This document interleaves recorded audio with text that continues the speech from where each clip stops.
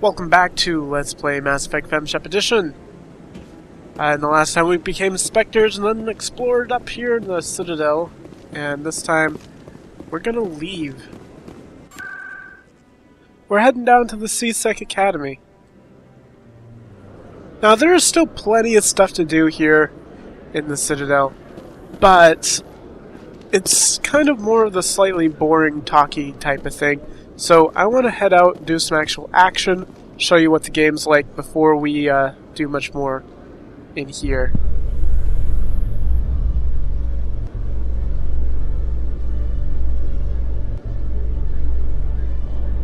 You Quarians messed up the whole galaxy when you let the Geth break free. Do your people ever talk about it? Do the Krogan talk about starting a foolish war that resulted in the Turians sterilizing your people? All the time.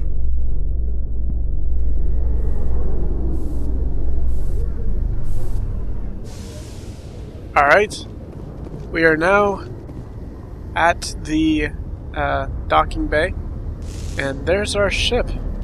Have a nice ship here. Oh hey look, let's talk to these guys. I've got big news for you, Shepard. Captain Anderson is stepping down as commanding officer of the Normandy. The ship is yours now. She's quick and quiet, and you know the crew. Perfect ship for a Spectre. Treat her well, Commander. This isn't right. The Normandy belongs to you. You needed your own ship. A Spectre can't answer to anyone but the Council. And it's time for me to step down. What kind of leads do we have? Saren's gone. Don't even try to find him. But we know what he's after. The Conduit. He's got his Geth scouring the Traverse looking for clues. We had reports of Geth in the Pharos system shortly before our colony there dropped out of contact, and there have been sightings around Noveria. Find out what Saren was after on Pharos and Noveria. Maybe you can figure out where the Conduit is before he does. Anything else? We have one more lead. Matriarch Benezia, the other voice in that recording. She has a daughter, a scientist who specializes in the Protheans. We don't know if she's involved, but it might be a good idea to try and find her. See what she knows. Her name's Liara, Dr. Liara Tassoni.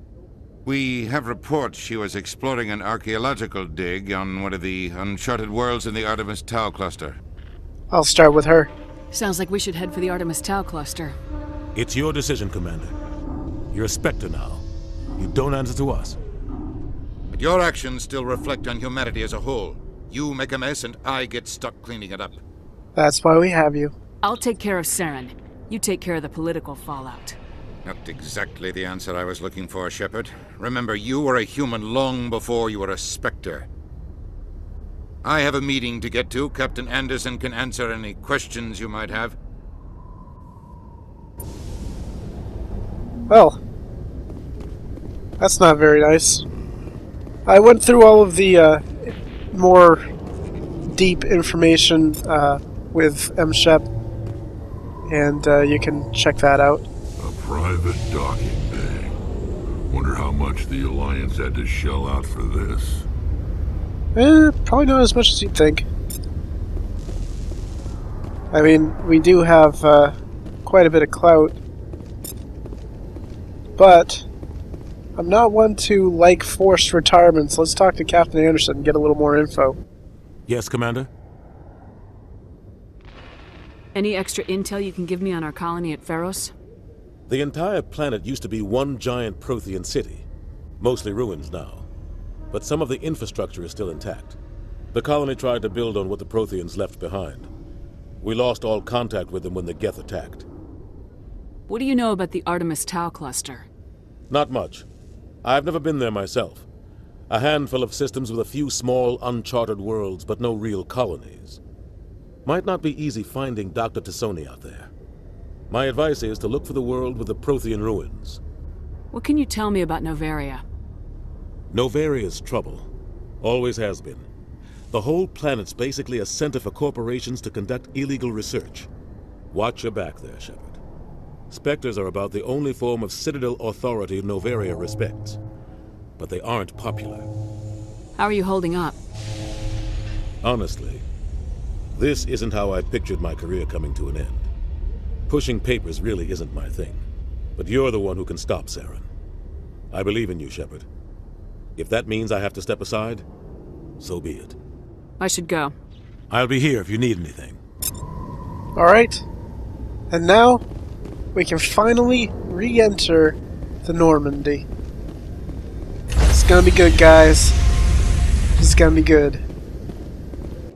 Stand by, shore party. Decontamination in progress.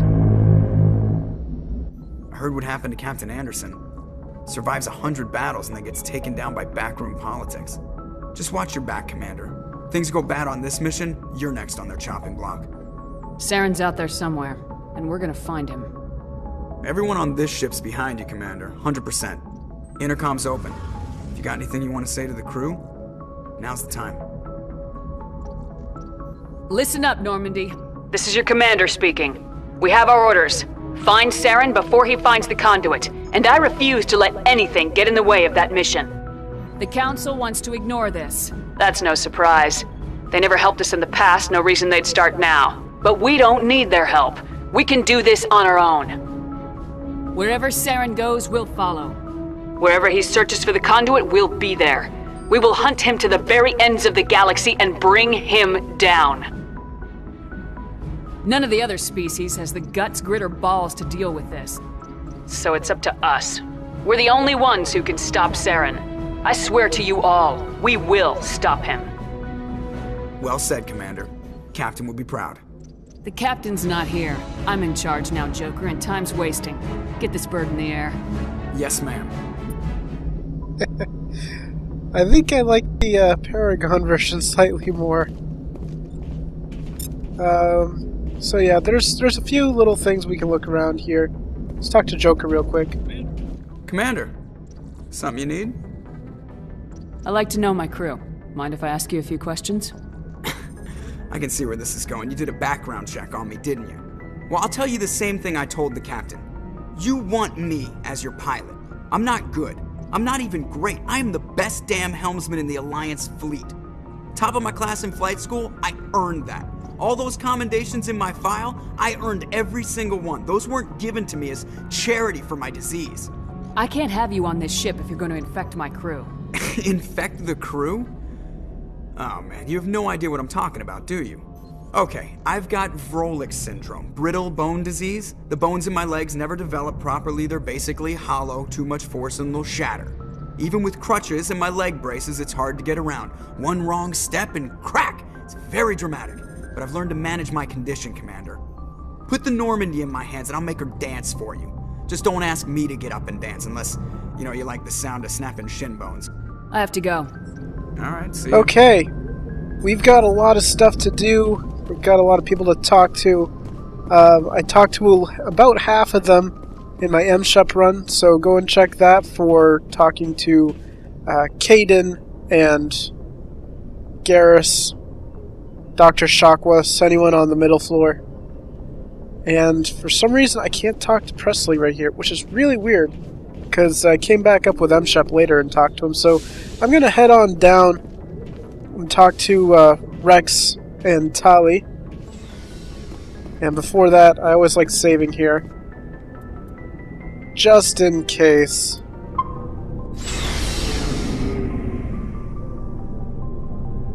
Alright, let's go talk to Rex. Nice ship you've got, Shepard. What can I do for you? What's your story, Rex? There's no story. Go ask the Quarian if you want stories. You Krogans live for centuries. Don't tell me you haven't had a few interesting adventures. Well, there was this one time the Turians almost wiped out our entire race. That was fun. Yeah, they tried the same with us, but we fought them off. It's not the same. Seems similar enough to me. So your people were infected with a genetic mutation? An infection that makes only a few in 1,000 children survive birth? And I suppose it's destroying your entire species? You're still here. Can't be all that bad. I don't expect you to understand, but don't compare humanity's fate with the Krogan. I was just making conversation. I wasn't trying to upset you. Your ignorance doesn't upset me, Shepard. As for the Krogan, I gave up on them long ago. The genophage infected us, but it's not what's killing us. Are your people really dying? We're sure not getting any stronger. We're too spread out. None of us are interested in staying in our own system. Lots of species have left their homes and prospered. But they go to colonize new worlds. We're not settlers. We're warriors. We want to fight. So we leave. Hire ourselves out. And most of us never go back. What can you tell me about the genophage? Ask the Solarians if you want details. They made it. All I know, it makes breeding nearly impossible. Thousands die in stillbirth, and most never get that far. Every Krogan is infected, every one. And no one's rushing to find a cure. Why don't the Krogan try to find a cure? When was the last time you saw a Krogan scientist? You ask a Krogan, would he rather find a cure for the genophage or fight for credits? He'll choose fighting every time. It's just who we are, Shepard. I can't change that. Nobody can. So long, Rex. Shepard. I really like the stories that Rex and Tali have to say. Some of them are a little bit long. Tali's is especially kind of a little long, but I gotta say, she makes it completely worth it. So let's talk to Engineer Adams. Hey, Commander, you know that Quarian, Tali? She's been spending all her time down here asking me about our engines. I'll get rid of her for you. I'll tell her to leave you alone. What? No, she's amazing. I wish my guys were half as smart as she is. Give her a month on board and she'll know more about our engines than I do. She's got a real knack for technology, that one. I can see why you wanted her to come along. Ambassador Udina made me take her along. Normally I don't have anything nice to say about politicians, but he made a good call on this. However, I'm guessing that's not why you came down here. I want to know more about the Normandy. She's the best ship I've ever served on, probably the fastest vessel ever designed, and she's the only one using the new Tantalus drive core. What's so special about the Tantalus drive core? Proportionally, it's about twice the size of any other vessel. Not only are we faster, but we can run at FTL speeds longer before we have to discharge the core. Fill me in on the IES stealth system. How does it work exactly? You can't hide a ship out in space. They emit too much heat and radiation, too easy for sensors to pick them up, unless you find a way to capture those emissions. So our stealth systems trap the energy we give off in storage sinks built into the ship itself. No emissions to give away our location. Eventually the sinks have to be vented. More than a few hours silent running and they overheat. Cook us inside our own hull. There's no way for anyone to detect us? A visual scan can still pick us up. Anyone looking out a window can see us plain as day. But you have to be pretty close to get an actual visual out in space. Most vessels rely on scanners. As long as the stealth systems are engaged, they can't see us. Not unless we accelerate to FTL speeds. Why doesn't it work with faster-than-light travel? Cranking up the FTL blue shifts our emissions, pushes them into frequencies too high to capture in the sinks. As soon as we make the jump, it's like setting off a flare. Sensors can pick up our location whenever we enter or exit FTL flight, but for short-range missions, our stealth systems are amazing, and we've got the only one. Where else have you served, Adams? If you name a class of Alliance ship, I've probably served on it. Everything from dreadnoughts and carriers right down to frigates like the Normandy. My last assignment was on the Tokyo, only a cruiser, but she was a good ship. Couldn't hold a candle to the Normandy, though. Carry on, Adams. Aye, aye, Commander. I find it interesting how they label the ships by size the same way that we label our boats. I just kind of like that. Your ship's amazing, Shepard. I've never seen a drive core like this before. I can't believe you were able to fit it into a ship this small. I'm starting to understand why you humans have been so successful. I had no idea Alliance vessels were so advanced. So yeah, this is going to take a little while, but it's extremely interesting information. So interesting that I actually sat through the entire thing with my M-Ship just listening to it. Plus, you get to hear Tali talk. I don't like the idea of aliens studying the architecture of Alliance ships. We're on the same side here. My people have more reason to hate the Geth than anyone, remember? But you can't blame me for being a little excited. I never dreamed I'd get a chance to travel on a ship as advanced as the Normandy. I had no idea you found ship technology so interesting. It comes with being a Quarian. The migrant fleet is the key to the survival of my people. Ships are our most valuable resource. But we don't have anything like this. We make do with cast-offs and second-hand equipment. We just try to keep them running for as long as we can. Some of the fleet's larger vessels date all the way back to our original flight from the Geth. I can't believe your fleet's still using ships that are 3 centuries old. They're constantly being repaired, modified, and refitted. They aren't pretty, but they work. Mostly. We've tried to make ourselves as independent as possible on the flotilla. Grow our own food, mine, and process our own fuel. But some things we just can't make on our own. A patch to maintain the hull integrity requires raw materials we just don't have. That's why our pilgrimages are so important. I want to know more about the pilgrimage. When my people reach maturity, we leave our birth ships and seek acceptance with a new crew. It's necessary to maintain genetic diversity among the fleet. But no ship wants to accept someone who will be a burden on them. So, to prove our worth, we embark on a pilgrimage. We set out alone, leaving the flotilla and our families behind us. We only return once we have found something of value we can bring back to the fleet. This is presented as a gift to the captain of the respective ship we wish to join. If the gift is accepted, we are welcomed into the crew. Can a captain choose to reject the gift? That doesn't happen often. Most captains are eager to increase the size of their crew. It increases their own standing in our society. Even when a gift is not particularly valuable, the captain usually accepts it out of a sense of tradition. However, there is a stigma to presenting a substandard gift. It's not the best way to make a good impression on a new community. Most pilgrims don't return until they find something worthwhile. I can't believe they just send you off alone. It's not like they just cast us out. Before we leave, we are given lessons in how to survive outside the flotilla, and given gifts to help us on our journey. We also receive implants to fight off sickness and disease.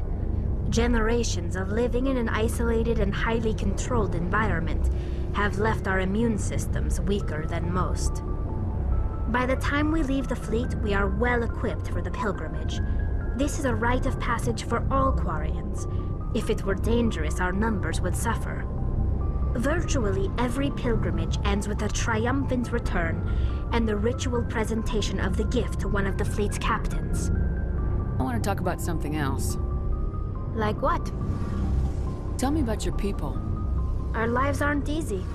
Resources are scarce, and we are constantly on the move. Everything we do must in some way contribute to the continuation of the migrant fleet. There are 17 million Quarians in the flotilla, and each of us relies on the others for survival. The bonds among my people are strong. Unfortunately, we have had to surrender many of the freedoms and civil liberties other species take for granted. What kind of freedoms? Well, it's illegal for parents to have more than one child. If our population grows too much, it would strain our resources to their breaking point. Of course, we also can't allow our numbers to become too few. If our population is in decline, the rule against single births is temporarily repealed. In extreme cases of population decline, incentives are even offered to encourage multiple births, though the Conclave hasn't had to take such measures in nearly a century. That's your government. The Conclave is our civilian branch of government. Each ship can elect a representative to serve on the Conclave and make decisions that affect the fleet as a whole. On matters that affect an individual ship, however, the captain has the final say. It's a tradition that dates back to the early days, when the fleet was governed by martial law. Fortunately, most captains nowadays are smart enough to have an elected council from their crew to give them advice and guidance. So the ultimate power rests with elected officials? In practice, the Conclave and the respective council for each ship tend to set the rules that govern our daily lives. But in theory, we are still under military jurisdiction. The 5 top-ranking military officials in the fleet serve on the Admiralty Board. These 5 have the power to overrule any decision by the Conclave in case of emergency. To do so requires unanimous agreement among the Admiralty, and they can only do this once. After that, the entire board must resign their posts. It's a safeguard that served us well. In nearly 3 centuries, the Admiralty Board has only overruled the Conclave 4 times. I want to know more about the Geth. I doubt I can tell you anything you don't already know. It's been almost 3 centuries since they drove my people into exile. All I know is the story of their origins, what they were when we created them, and how they turned on us. Interesting. The Geth were originally created to serve as an automated manual labor force. Initially, their intelligence was as limited as any VI.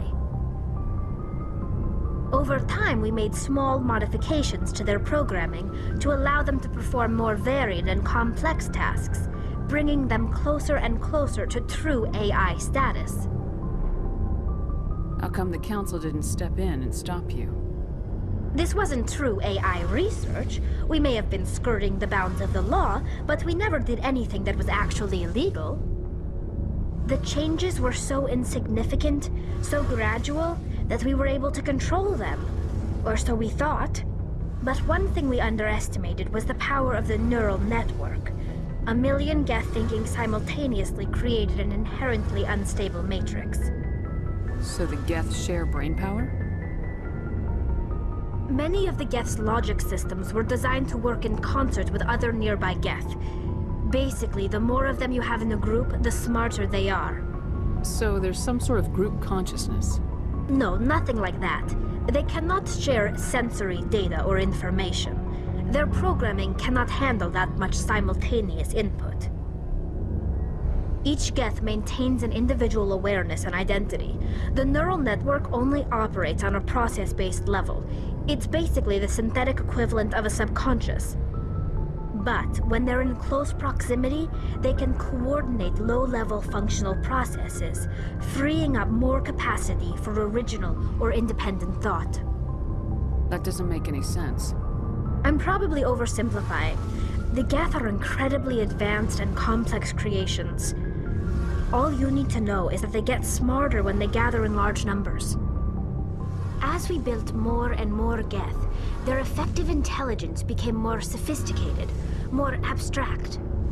One day, a Geth began to ask its Quarian overseer questions about the nature of its existence. Am I alive? Why am I here? What is my purpose? As you can imagine, this caused a near panic among my people. I don't see what's so bad about those questions. The Geth were created to engage in mundane, repetitive, or dangerous manual labor. That's fine for machines, but it won't satisfy a sentient being for long. The Geth were showing signs of rudimentary self-awareness and independent thought.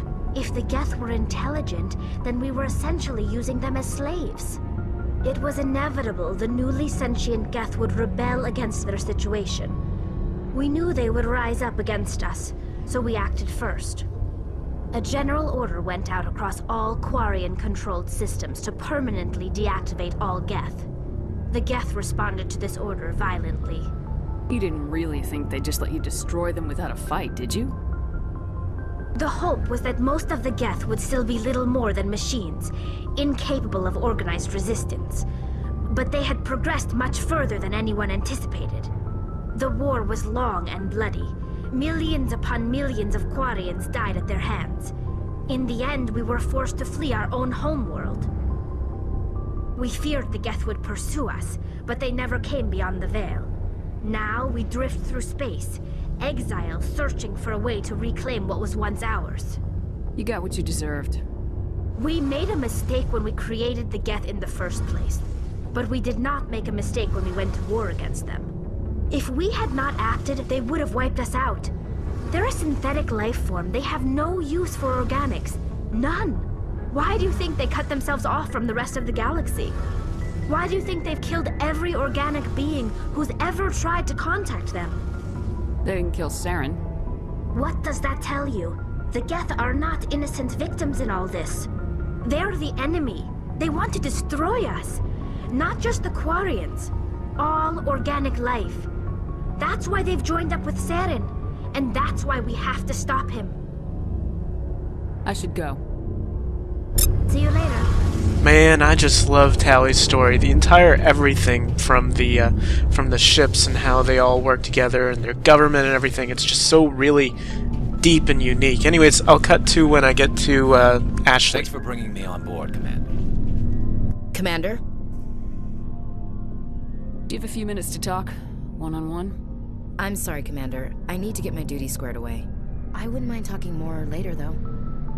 What's your opinion of the last mission? Kinda wish you'd got there sooner, Commander. No offense, I appreciate the rescue. I just wish... They died, you lived. That happens in this job.